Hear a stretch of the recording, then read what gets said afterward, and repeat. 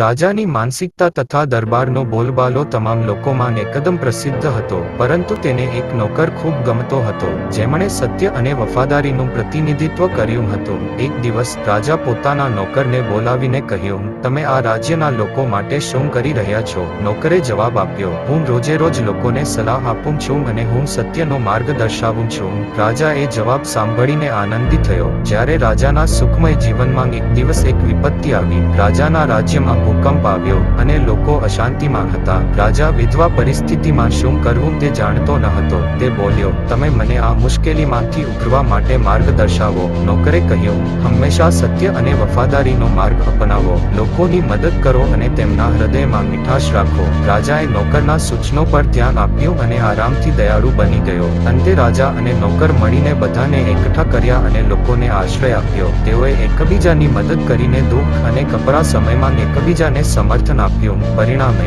રાજા પોતાનો રાજ્ય પુનઃસ્થાપિત કરી શક્યો. આ ઘટના દ્વારા રાજાએ શીખ્યું કે સાચા નેતૃત્વનો અર્થ લોકોની સેવા કરવાનો છે અને એક સચ્ચો મિત્ર હોવો જરૂરી છે. નોકરનું નિર્વાહન રાજા માટે પ્રેરણા બની ગયું અને બંને વચ્ચે એક મજબૂત સંબંધ ઊભો થયો.